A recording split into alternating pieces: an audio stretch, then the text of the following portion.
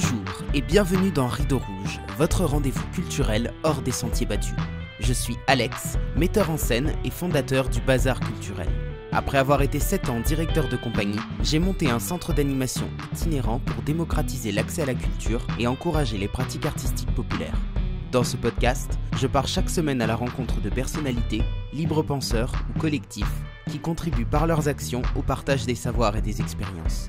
Alors si vous êtes à la recherche d'une parole engagée, montez vite à bord car le départ est imminent. Les amis, quel bonheur de vous retrouver aujourd'hui pour la dernière vraie interview de l'année. Ça va faire 1 an que Rideau Rouge a été lancé et je suis très heureux de ces 49 semaines passées à vos côtés. Très heureux de ces 49 rencontres, toutes plus extraordinaires les unes que les autres, et très heureux de rempiler pour 49 nouveaux épisodes, et même plus si affinité. Je suis très touché aussi de vous savoir de plus en plus nombreux, de lire vos messages de soutien et de remerciements qui me vont droit au cœur. J'avais envie de finir l'année en beauté, et on peut dire que c'est réussi car je suis ce matin en compagnie d'une invitée de premier choix, Ariane Biran. Normalienne, philosophe, psychologue clinicienne, docteur en psychopathologie, Ariane est l'autrice de plusieurs ouvrages. Psychopathologie de l'autorité en 2020, Chronique du totalitarisme en 2021 et Psychopathologie du totalitarisme en 2023. Elle écrit également une chronique hebdomadaire pour Antipresse. Ensemble, nous parlerons de culture, d'éducation, de rapports d'autorité entre adultes et jeunes, mais aussi de communautarisme. Bonjour Ariane, très heureux de vous accueillir sur le podcast Rideau Rouge aujourd'hui. Comment allez-vous? Bonjour Alex, bonjour les auditeurs. Très bien, merci. Merci pour l'invitation. Avec grand plaisir. J'ai une petite question pour vous, comme vous le savez. En ce moment, un parfum que vous aimez bien? Hmm. Traditionnellement, j'aimais bien Loulou de Cacharel, mais je ne vends plus. Je crois. Ah oui, vous êtes parti sur un parfum, vraiment un vrai parfum, quoi. Sinon, j'aime beaucoup l'odeur de la lavande. Voilà. Peut-être un petit peu plus facile à trouver. Ceci dit, si les producteurs de Cacharel nous entendent, eh bien écoutez, qu'ils sachent que vous êtes fan. Alors Ariane, quel est votre parcours et comment est-ce que vous avez commencé à vous intéresser au phénomène du totalitarisme? Euh, c'est, c'est intrinsèquement lié à mon parcours de vie. Donc, la question du totalitarisme. Euh, sur l'expérience de vie. Euh, Moi, je suis née en banlieue parisienne, à Saint-Denis, dans les cités du 93, et de parents un peu révolutionnaires. Ma mère issue plutôt de la bourgeoisie, mon père plutôt de, euh, de lignée plutôt populaire, paysanne. Voilà, mais disons qu'à leur époque, ils avaient envie voilà, de révolutionner le monde. Et, euh, et donc, j'ai été immergée pendant 20 ans à Saint-Denis. Et Saint-Denis, c'est donc les anciennes banlieues ouvrières, sont les banlieues rouges. Enfin, je ne sais pas trop comment c'est maintenant. C'était tout à fait multiculturel et multireligieux d'ailleurs, hein, il y avait vraiment des communautés qui venaient de tous horizons euh, qui vivaient déjà une grande forme d'exclusion sociale. Il y avait déjà beaucoup de problèmes, il y avait beaucoup de problèmes de drogue, etc. On n'avait pas les problèmes d'intégrisme qu'on a aujourd'hui, mais ça a commencé à émerger. C'est-à-dire, je parle de ça. Moi, je suis partie de Saint-Denis en 1999. J'ai vu la montée de ces problèmes. J'ai surtout vu la dégradation très rapide et puis aussi ce qu'était l'exclusion sociale. Voilà, ça fait partie de mon vécu. Et dans le même temps que des communautés tout à fait hétérogènes avec des parcours de vie, des histoires et des géographies d'origine tout à fait différentes pouvaient s'accommoder ensemble. Et puis après, à l'adolescence, j'ai été parachutée parce que j'ai changé de collège. J'ai été parachutée dans un lycée près des Champs-Élysées.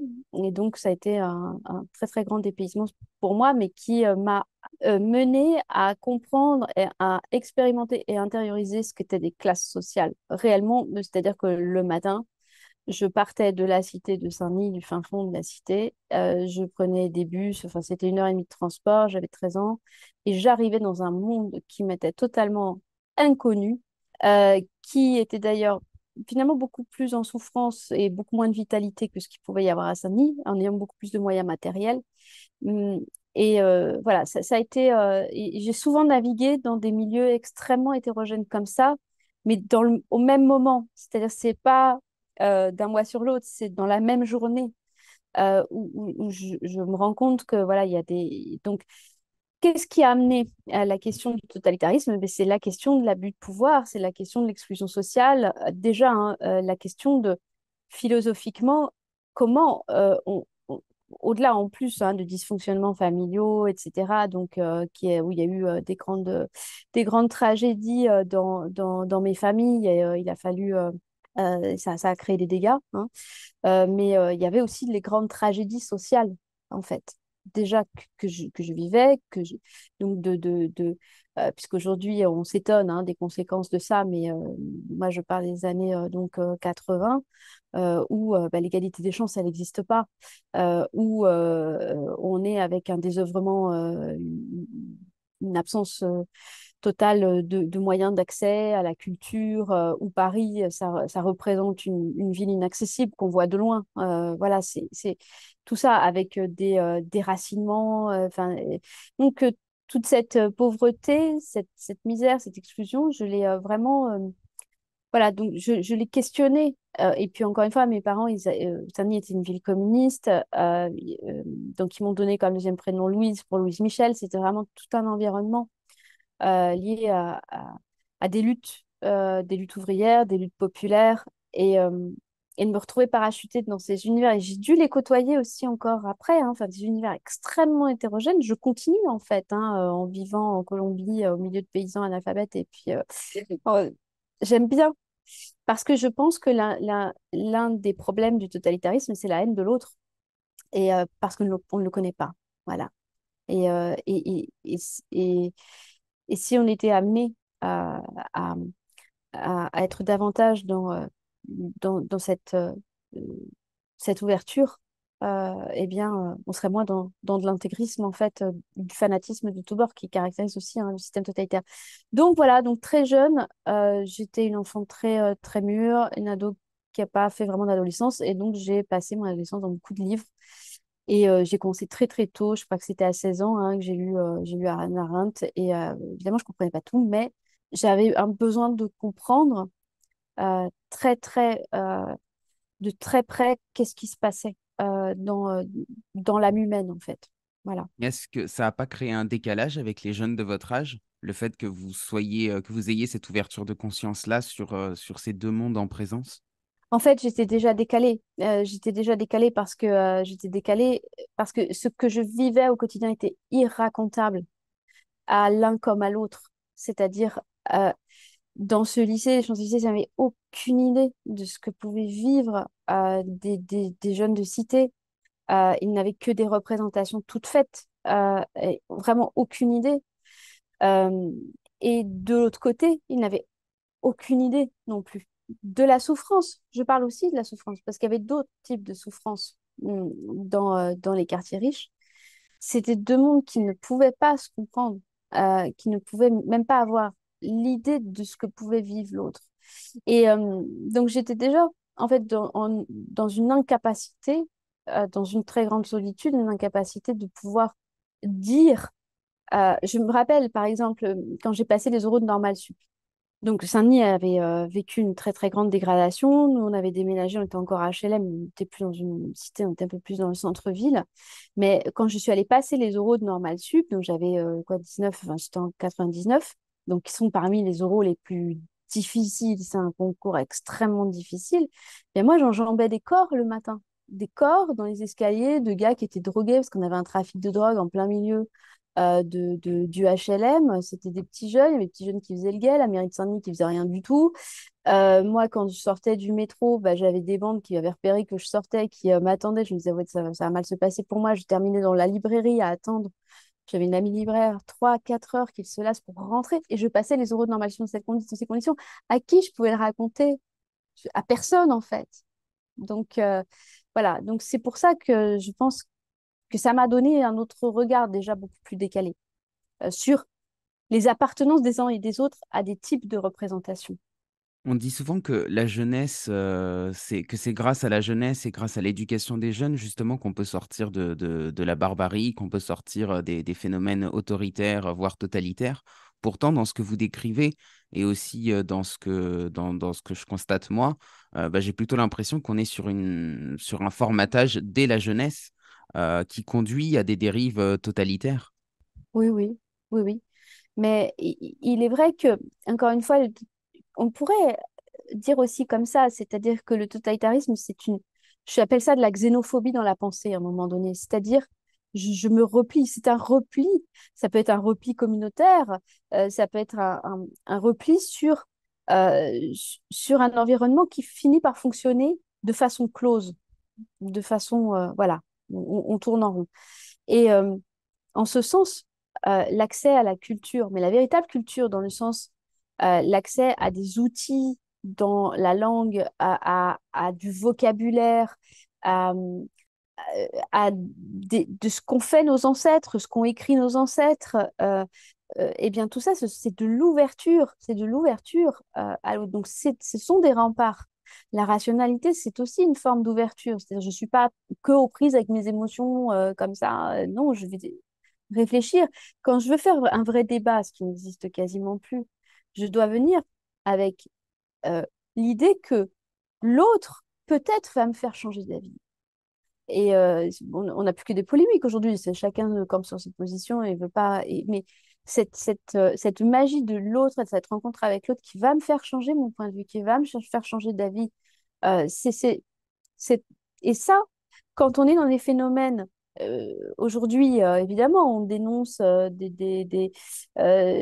des comportements dans les quartiers, etc. Mais d'où ça vient? Je veux dire, il y a eu, moi je l'ai vécu ce cloisonnement, c'est-à-dire tu n'as pas le droit à aller dans d'autres dimensions, tu n'as pas le droit à aspirer à d'autres choses, tu n'as pas le droit à avoir d'autres rêves et tu ne sortiras pas de ta condition. Mais ça pour la jeunesse, il y a pas plus castrateur. Le problème, c'est que l'accès à la culture, il est conditionné à énormément de choses aujourd'hui. J'en sais quelque chose, hein, parce que c'est mon métier et que je le vis au quotidien.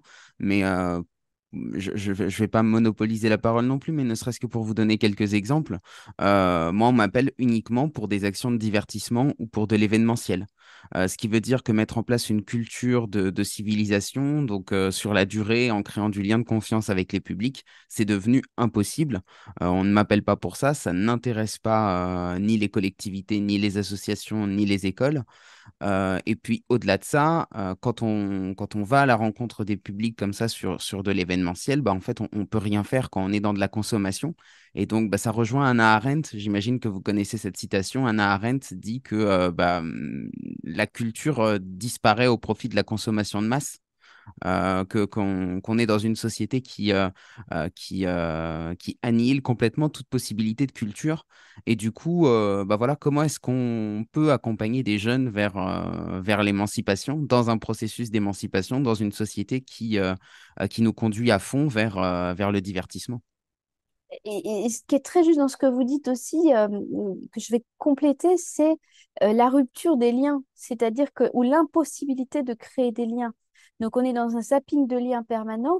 Or, ce qui crée notre humanité, c'est de créer des liens et de les approfondir précisément. Et d'ailleurs, des liens qui peuvent être aussi, encore une fois, avec l'héritage qu'on nous a donné ou les héritages que nous portons et qui sont multiples et qui sont extrêmement féconds. C'est très compliqué et je n'ai pas forcément de réponse ou de solution. Le philosophe André Suarez, qui a été énormément invisibilisé et qui était absolument génial dans ses prises de position et que je cite dans le livre, disait qu'à un moment donné, au rythme où on va, le dernier refuge pour l'homme libre, ça sera le livre. Mais en fait, on peut même se demander quel livre? C'est-à-dire que je vais prendre un exemple. Là, je me suis dit, je vais donc créer des îlots de transmission du latin, parce que effectivement, on n'a plus du tout de concours de latin, en fait, etc., etc. Mais je m'aperçois qu'il y a il y a plus de manuels. Je suis obligée de tout reprendre à travers des manuels de 1939 que j'ai, parce que j'ai fait un petit peu des collections comme ça, c'est beaucoup dada. Mais, et la deuxième chose dont je me rends compte, c'est donc nous n'avons plus accès aux livres, c'est-à-dire on est arrivé, je me faisais la réflexion hier, ces livres, par exemple, qui ont traversé les âges barbares, que des moines ont recopiés sur des parchemins, qu'ils ont acheminés à cheval d'un monastère à l'autre, etc., aujourd'hui disparaissent à l'ère du numérique où on est à l'ère de la reproduction, où on pourrait les reproduire par milliers, parce que c'est l'idéologie qui commence en fait, et qui commence et qui commande ce qui doit être publié, ce qui doit être refondé, etc. Et, euh, et donc, euh, la deuxième chose dont je me suis rendu compte, c'est que des manuels de sixième de 1900, des années 30, eh bien aujourd'hui, des générations 40, 50 plus ont des difficultés euh, au niveau de la grammaire ou de l'accès. Donc, quid de la jeunesse? On n'a plus les outils mentaux pour se défendre de la prédation du pouvoir. Mais ça, pour le coup, c'est quelque chose qui dépasse les classes sociales, c'est-à-dire que aussi bien chez des classes défavorisées, enfin chez des classes populaires que chez des classes plutôt bourgeoises, je constate qu'au niveau de la jeunesse, il y a quand même une vraie perte sur le vocabulaire, sur l'orthographe, sur la grammaire. Et ça, pour le coup, ça transcende vraiment les classes, quoi. C'est quand même assez affolant de se dire que peu importe la classe sociale aujourd'hui, ne serait-ce que sur la lecture, quoi. Les enfants qui ont du mal à lire à l'oral, c'est de plus en plus courant et ça, c'est assez terrible sur des questions d'accès au savoir. Je pense que le projet totalitaire actuel que décrit Vera Sharav dans la préface de mon livre, euh, il n'inclut pas aux commandes toute cette bourgeoisie, hein. Elle est tout aussi inutile que les classes populaires. Et quand cette bourgeoisie va se réveiller, elle va le comprendre. Et je pense que ça fait partie euh, il y a comme un super élitisme qui garantira, et on le voit d'ailleurs, hein, les enfants de certaines grandes figures n'ont pas accès aux écrans, ont les tableaux, la craie dans leurs écoles, parce que eux, ils vont conserver un accès. Mais je pense que là, pour le coup, la ligne de fracture entre le peuple, c'est pas entre le peuple et la bourgeoisie, c'est entre le peuple et les super dominants, le peuple incluant la bourgeoisie. Et l'abrutissement général, parce que évidemment, plus on a des individus qui sont abrutis, qui n'ont pas les outils de réfléchir, ils n'ont pas les moyens de leur liberté. Ils peuvent y aspirer, mais n'en ont plus les moyens. Alors, à l'échelle des superdominants, je veux bien croire qu'il existe un vrai projet totalitaire. En revanche, quand on voit justement les personnes qu'on a autour de nous, toutes ces personnes qui vont m'appeler, par exemple, pour faire de l'événementiel, pour reprendre un cas très concret, ce ne sont pas des personnes qui ont un projet totalitaire derrière, ce sont des exécutants. Des espèces de petits capots qui en fait obéissent aux ordres et qui eux sont dans une optique de très concrète.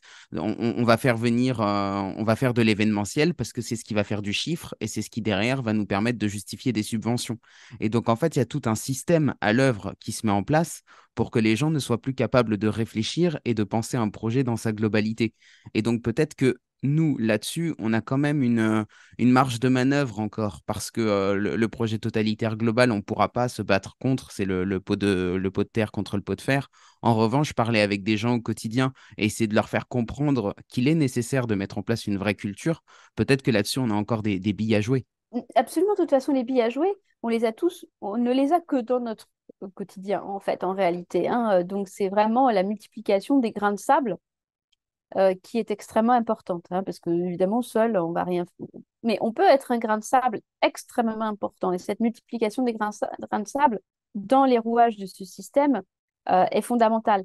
Et il est vrai que ça fait partie des idéologies à la fois de consommation et à la fois encore une fois, d'idéologie marchande, c'est-à-dire la culture est un objet à acheter, à vendre, ça marche pas. On voit très bien sur le marché du livre, hein, c'est la même chose, hein. Voilà, ça marche pas. Donc, qu'est-ce qui va être promu? Celui qui marche, mais celui qui marche, c'est pas forcément le meilleur. C'est pas celui qui aurait tiré les autres vers le haut avec de l'exigence dans une société qui ne veut plus faire d'efforts. Donc, et tous ces mécanismes pervers, on a la latitude d'être un grain de sable face à eux dans notre quotidien. Tout le temps, on aura tout le temps quelque part cette latitude et c'est important de la saisir. Et ce zapping, c'est aussi un zapping humain, c'est-à-dire c'est des fonctions interchangeables. Ah ben voilà, toi tu viens faire ci, puis après on te jette, puis après on te prend machin, voilà. Ça fait partie de l'impossible inscription dans la durée. Or, c'est cette durée qui nous humanise encore une fois. C'est le fait de construire des liens profonds dans la durée où on traverse des épreuves, où voilà, on, on va consolider quelque chose qui est stable et qui est sûr et qui est de l'ordre de l'engagement humain aussi. Alors, il y a autre chose, c'est la question de l'autorité. C'est-à-dire, là encore, c'est quelque chose que j'ai constaté dans mon travail. C'est qu'un adulte, pour parler à un groupe d'enfants, voire pour parler à un groupe d'adolescents, il va le faire, mais de manière extrêmement autoritaire, à tel point qu'aujourd'hui, les jeunes sont habitués au fait d'obéir uniquement quand on leur parle mal. Et alors, bon, moi, j'arrivais un petit peu avec mes idéaux sur, bah voilà, sur la communication non violente, sur l'éducation positive. Et je me suis pris des vraies claques, c'est-à-dire de me retrouver face à des jeunes de quartier qui littéralement me mettaient la misère. Enfin, voilà, j'étais une victime face à un groupe de jeunes. Et du coup, je me suis retrouvé dans des situations où j'étais moi-même obligé d'adopter une posture autoritaire pour deux raisons. La première, c'est que du coup, bah, j'arrivais sur quelque chose qui était de la consommation. Donc, en fait, ils allaient me voir une fois ou deux, et comme ils allaient jamais me revoir, bah, en fait, ils en avaient rien à faire de comment ils se comportaient avec moi. Et la deuxième, c'est que, bah, en fait, vu que tout le monde leur parle comme ça tout le temps, ils ne peuvent même pas concevoir qu'on puisse avoir un lien avec un adulte autrement que par de l'autoritarisme. Et ça, je trouve ça vraiment très, très délétère. Et je pense, j'avais écrit un psychopathologie de l'autorité il y a des années, hein, pour distinguer justement par rapport à l'autoritarisme, etc. Mais je pense aussi que si ça n'est pas acquis dans la petite enfance, la suite est très difficile. Et ça, on le voit très très bien justement dans les quartiers, hein. Moi, j'avais passé mon BAFA et j'avais animé des colos ados difficiles. C'est très- 93, je vois très bien. Je vois très bien. C'est-à-dire qu'en fait, la recherche d'autoritarisme, je pense qu'elle est aussi liée au fait que les limites contenantes, bienveillantes, n'ont pas été rencontrées, n'ont jamais été rencontrées, et notamment dans la petite enfance. Si ce n'est pas rencontré dans la petite enfance, les limites, c'est pas seulement la protection par rapport au danger. Et c'est là où euh, il me semble qu'il y a des imperfections, ou en tout cas c'est insatisfaisant, certains discours sur l'éducation positive, etc. Parce qu'en fait, on a besoin d'un équilibre entre la contrainte et le plaisir. Et donc, l'enfant, il est d'abord dans le plaisir, c'est normal, mais il est aussi dans la mise en danger de lui-même, etc., parce qu'il ne se rend pas compte, il n'a pas du tout. Et en même temps, et le rôle de l'adulte, c'est lui apprendre à intérioriser certaines contraintes sans que ça soit trop douloureux, mais parce que s'il ne le fait pas, il ne pourra jamais avoir la discipline dont il va avoir besoin pour mener ses propres projets, pour construire sa vie, pour supporter une certaine frustration. Or, ce qui se passe, c'est qu'avec l'abandon, euh, qui est un abandon multiple. Ça, c'est vraiment, vraiment, je n'y ai pas réfléchi, mais c'est plutôt de l'ordre du vécu, de ce que je restitue, euh, qui est un abandon social, sociétal, l'impression aussi de ne rien valoir, hein. Euh, je, je, Parce que voilà, c'est bien beau aujourd'hui, de tous les discours qu'on entend, mais pour moi, ils sont totalement, les discours politiques, hors sol par rapport à la réalité. Il y a dans les quartiers énormément de, de jeunes gens qui ont la sensation de ne rien valoir. Je ne vaux rien, je n'ai pas d'avenir, je suis, voilà, personne ne me veut et je ne suis capable de rien. Et en même temps, cet abandon, pour moi, il est aussi bien antérieur. Voilà, c'est multiple, hein. On pourrait vraiment réfléchir à la sociologie, à l'histoire des familles. Enfin, il y a vraiment des multiples facettes. Mais c'est comme donc, quelque part, il y a une recherche d'une fermeté sur laquelle je pourrais m'appuyer pour pouvoir commencer à me construire. Et c'est pour ça que je pense que la dimension autoritaire de départ, en tout cas, elle est aussi un test, euh, en général déjà, hein, pour des adolescents, je dirais, sans parler des adolescents et quartiers, mais déjà, elle est un test de est-ce que je peux compter sur toi? Est-ce que je peux m'appuyer sur toi? Est-ce que tu vas tenir même si je viens essayer de casser le cadre? Et ça, c'est hyper important. Et on voit des adultes qui ne tiennent plus. Et ça, c'est très anxiogène. C'est d'une angoisse pas possible parce que ça laisse, encore une fois, des ados qui n'ont pas fini leur développement psychique face à l'angoisse de je peux tout décider, je peux devenir un tyran, il n'y a rien qui tient et qui va me retenir et m'aider à contenir ces parties en moi parce que je n'ai pas fini mon développement psychologique, tout simplement. Et au lieu de ça, la société, elle répond en criminalisant de plus en plus les enfants, les jeunes, etc., qui n'ont pas fini leur développement. S'ils ont ces attitudes, c'est parce que nous, les adultes, nous ne sommes pas à la hauteur de ce que eux sont en droit d'attendre de notre autorité, qui est une autorité qui vient contenir, rassurer, poser des lois. On voit bien que la loi, ça fonctionne plus, la justice, ça fonctionne plus, il n'y a plus rien qui fonctionne. Euh, donc je pense que entre deux mots, entre le laxisme et l'autoritarisme, hein, qui ne sont pas l'autorité, il y a à choisir, l'ado en difficulté va chercher l'autoritarisme qui, à minima, lui met quelques petites règles. Voilà, comme ça, je lirais peut-être la situation comme ça. C'est très intéressant. Et dans la posture de l'adulte, je pense que, enfin, vous allez me dire ce que vous en pensez, mais il y a aussi quelque chose dans le fait que bah, les adultes, pour le coup, sont eux-mêmes surmenés et dans des situations où ils sont pris en étau entre bah, leur hiérarchie, les rapports qu'ils doivent rendre, etc. Et du coup, les adultes aussi vont avoir tendance à aller vers cet autoritarisme parce qu'en fait, ils n'ont pas d'autre choix, parce que humainement, ils ne tiennent pas. Ils ne savent pas faire autrement. Et donc, si vous me dites que d'un côté, les jeunes vont chercher l'autoritarisme et que d'un autre côté, pour les adultes, c'est la facilité, et ben, en fait, on comprend qu'on en arrive à des rapports qui sont complètement destructeurs. Mais bien sûr, si on regarde simplement la déliquescence des lois en France, qui d'abord arrivent à contredire des droits inaliénables, là, comme on l'a vu dans la crise, voilà, donc finalement il y a des citoyens qui auraient plus de droits que d'autres, enfin bon, c'est parce qu'ils sont...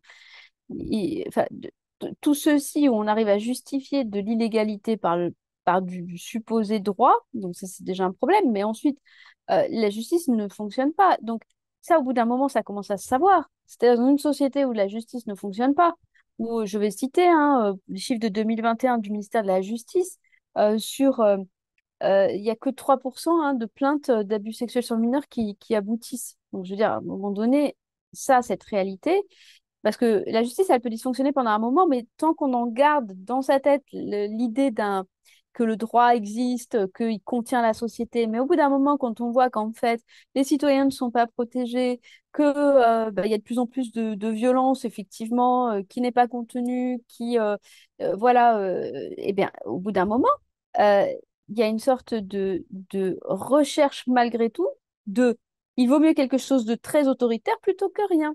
Et voilà. Donc la crise de l'autorité fait le lit du fascisme, si je peux dire ça comme ça, pour le terme, sans faire référence au fascisme italien, mais voilà, un terme qui parle à tout le monde. Mais ça fait le lit de ça.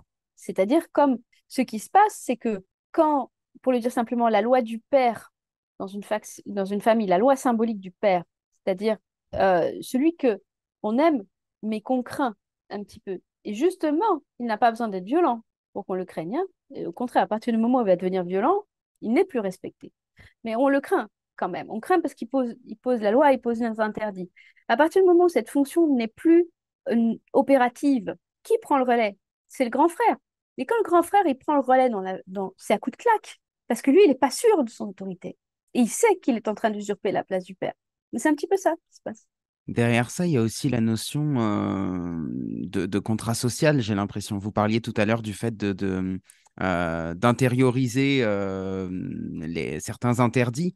Bah voilà, en fait, on est dans une société qui nous pousse hors contrat social, quoi. Donc on retourne, pour paraphraser Rousseau, on retourne vers un état de nature qui, pour le coup, risque d'être très dangereux et dans lequel ça va être la guerre de tous contre tous.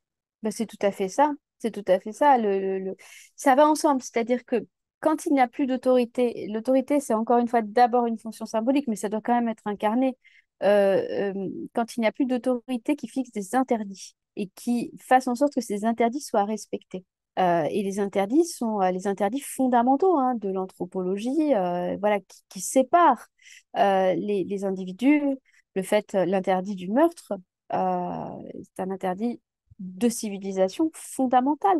Or, on voit bien aujourd'hui qu'il n'y a que des discours décomplexés, nous expliquant qu'il y a des morts qui sont justifiées, voilà, des meurtres qui sont justifiés, d'autres, voilà, etc. C'est totalement la haine, l'expression de la haine totalement décomplexée par rapport à ces interdits, c'est-à-dire, oui, il y aurait un interdit du meurtre, mais que pour quelques-uns. Donc ça, c'est pas possible, c'est pas comme ça que ça fonctionne, la civilisation, hein.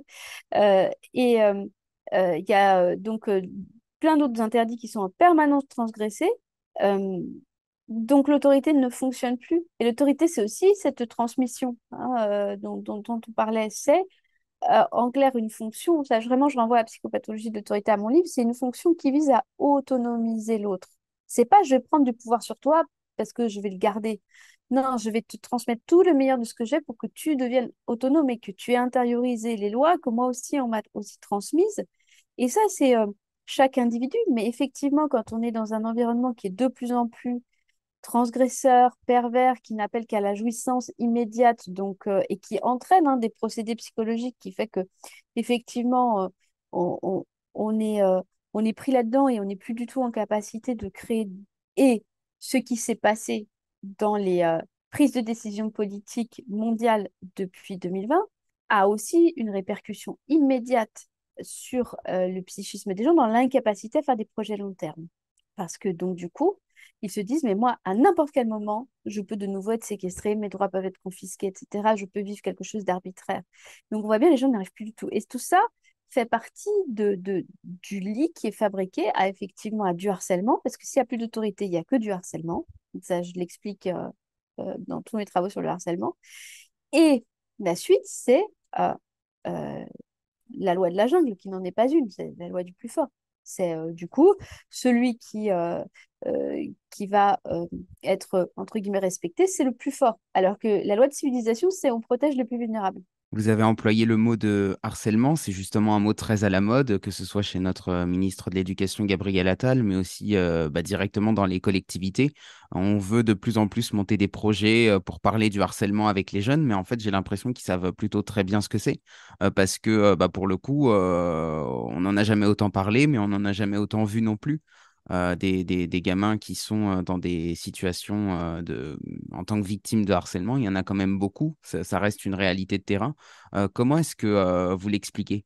Alors, déjà, je pense que les enfants et les adolescents absorbent la société que nous leur montrons. C'est-à-dire, on a beau avoir des grands discours, d'abord, ils sont en immersion dans un environnement et ils apprennent par imitation. Par imitation, hein. C'est pour ça que il y a des tribus indiennes en Colombie, les enfants jusqu'à 4 5 ans, ils sont laissés en immersion. On les laisse observer cet environnement, comment se comportent les adultes, etc. On est dans un monde de harcèlement permanent du monde des adultes et en particulier du pouvoir sur les adultes, hein.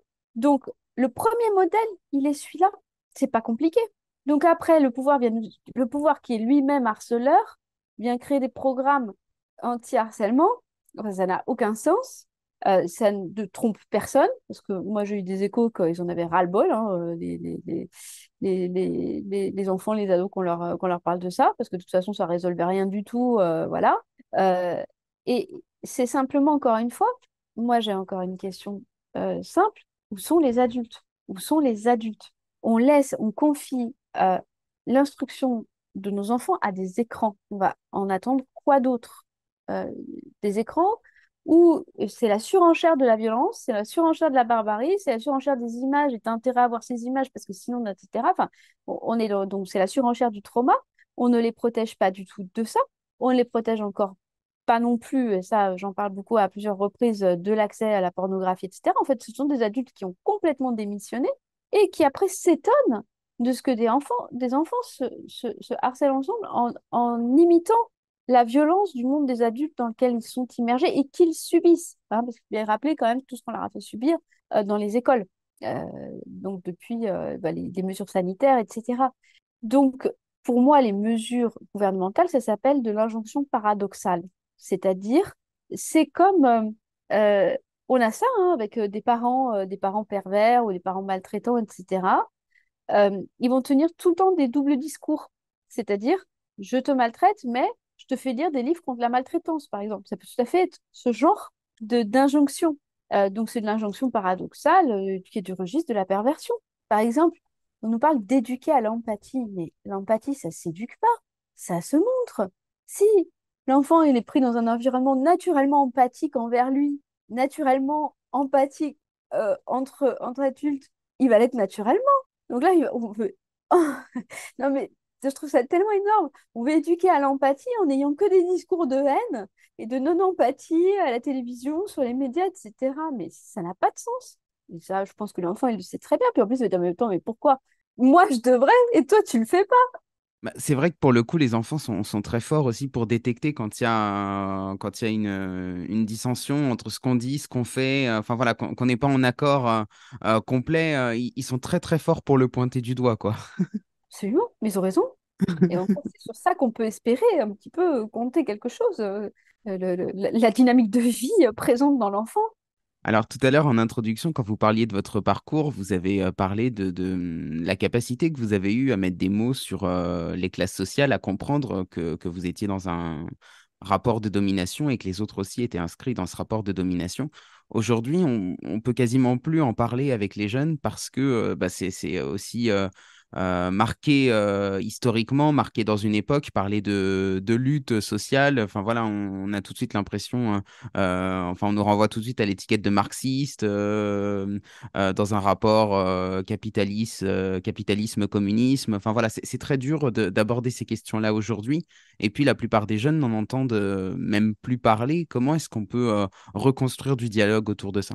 C'est c'est une grande question. J'ai pas forcément la réponse, mais tout de même, je pense on n'a pas besoin d'aller lire des tas de grandes théories euh, pour comprendre qu'il y a ceux qui possèdent les privilèges et ceux qui n'ont rien. Hein, les fameux prolétaires qui n'ont que leurs enfants, étymologiquement. Ça, je pense que c'est un des problèmes qu'on a en banlieue, hein, et qui fait l'attrait facile pour la drogue, etc. C'est je vais sans effort pouvoir accéder à des privilèges auxquels je n'accéderais pas de toute façon, sinon.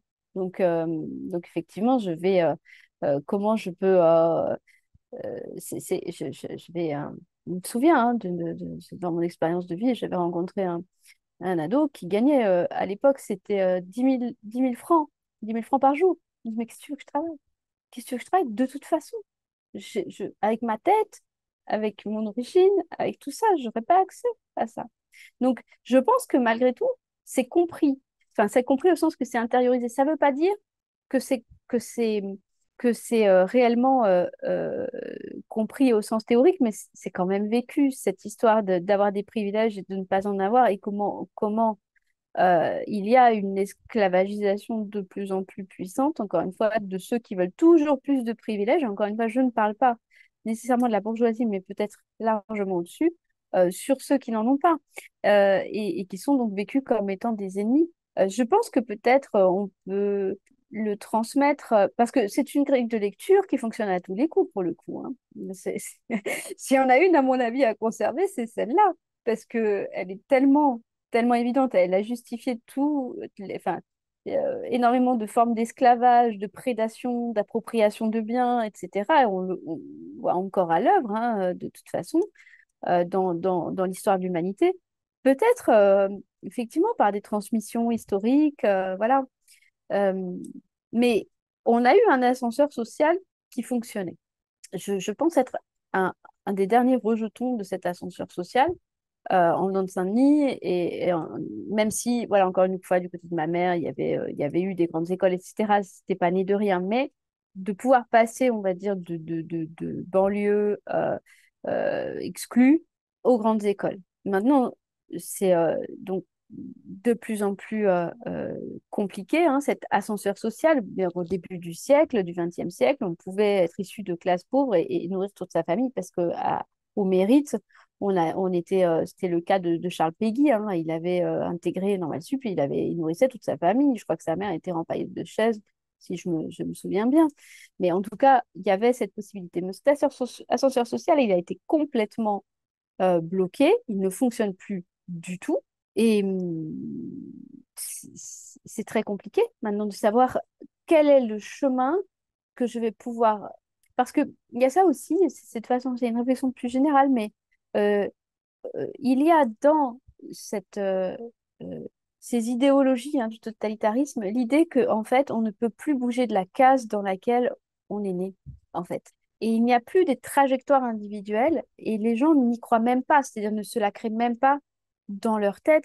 Je peux créer, je peux sortir Et parfois, c'est purement conformiste, hein, c'est pas forcément, c'est du pur confort et du conformisme, parce que ça peut être très coûteux d'essayer de sortir de ma zone de confort pour aller m'aventurer dans autre chose, que ce soit d'ailleurs en termes de voyage, en termes voilà, d'exploration. Et puis, on est dans une société qui a de plus en plus de processus figés et mortifères, donc il est de plus en plus difficile d'aller explorer, ne serait-ce qu'au niveau du marché de l'emploi, etc.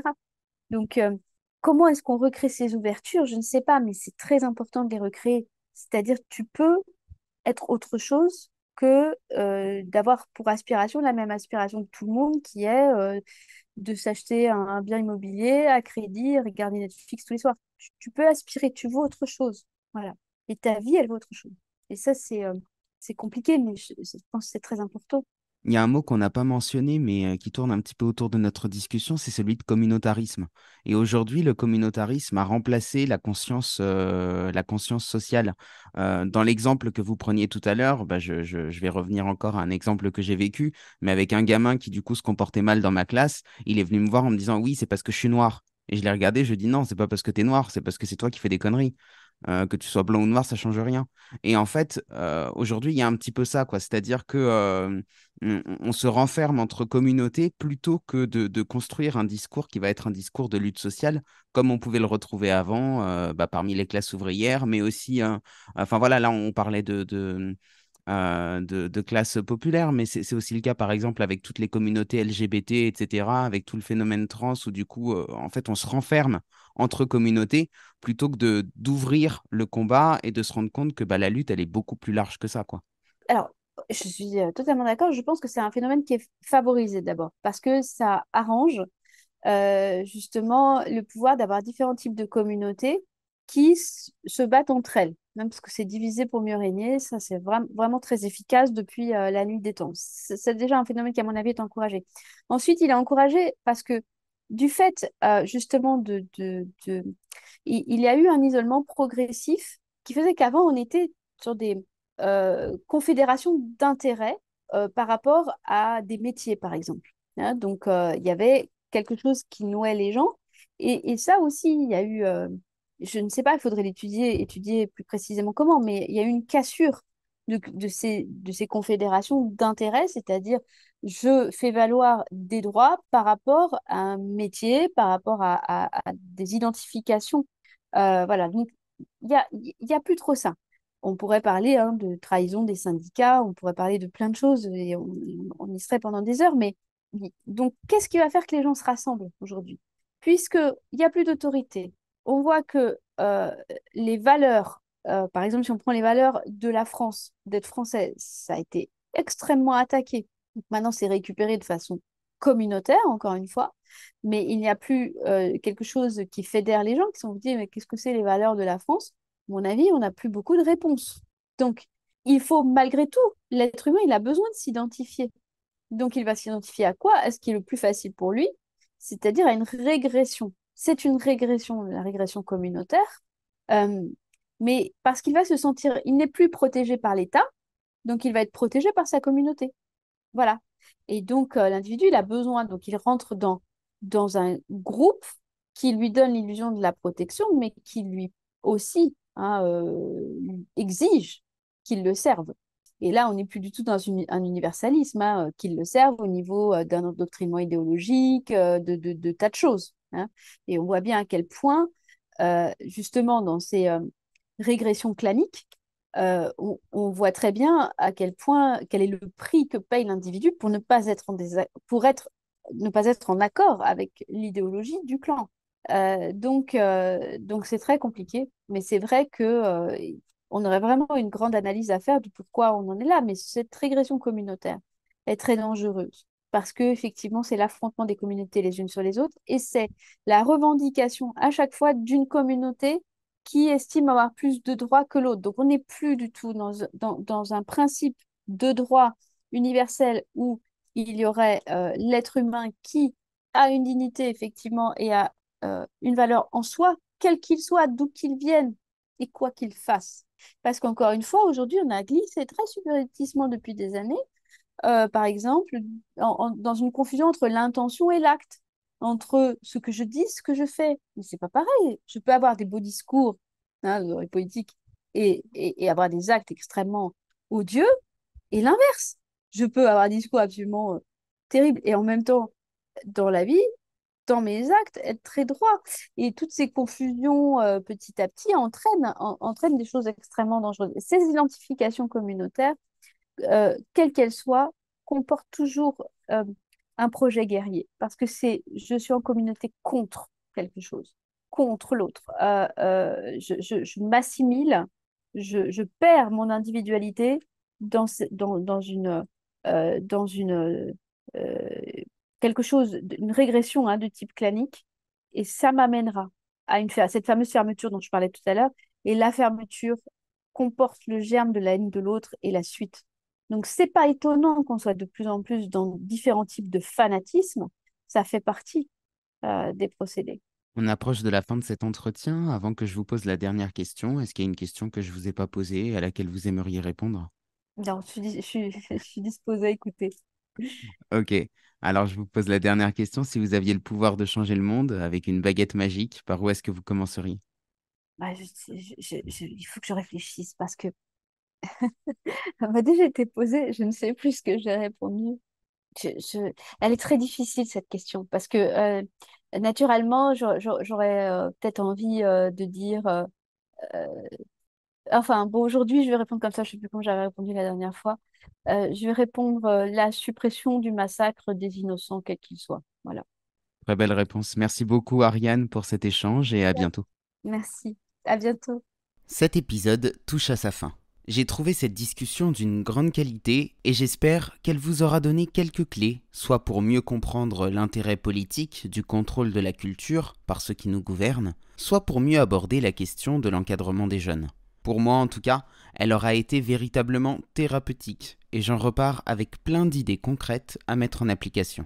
Mais si je devais ne retenir que 3 points, je vous dirais.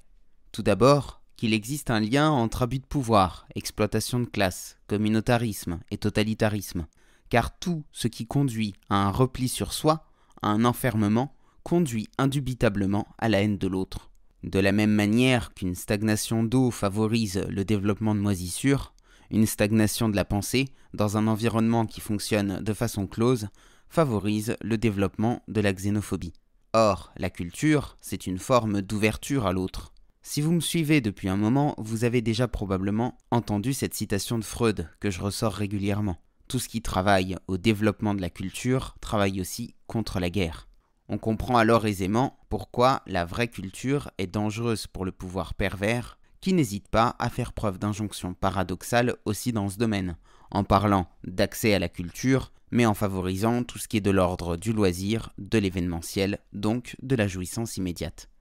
Ensuite que, pour mettre en place un travail culturel de fond, il faut du temps. Ariane nous rappelle que c'est la durée qui nous humanise, que c'est la durée qui nous permet de créer des liens de confiance, des liens durables. La première étape serait donc de sortir du zapping humain, ce qui n'est pas chose aisée quand on connaît d'une part la précarité et donc le turnover en termes de personnel dans les métiers de la culture et du travail social, et d'autre part les incitations des financeurs et des commanditaires à multiplier les one-shot et le bling-bling qui fait du chiffre dans les dossiers de subvention plutôt que le travail ingrat mais nécessaire qui lui se fait au quotidien. Ariane fait à juste titre le parallèle avec la politique de confinement mise en place pendant la crise sanitaire.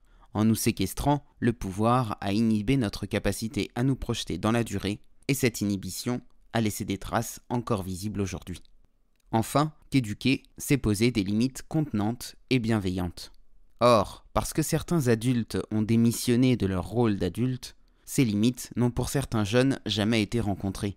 Ce que nous dit Ariane, c'est qu'entre le laxisme et l'autoritarisme, nous privilégierons toujours l'autoritarisme, car nous avons besoin d'une certaine fermeté pour commencer à nous construire. D'ailleurs, un parallèle peut être fait avec l'État et le fonctionnement des institutions.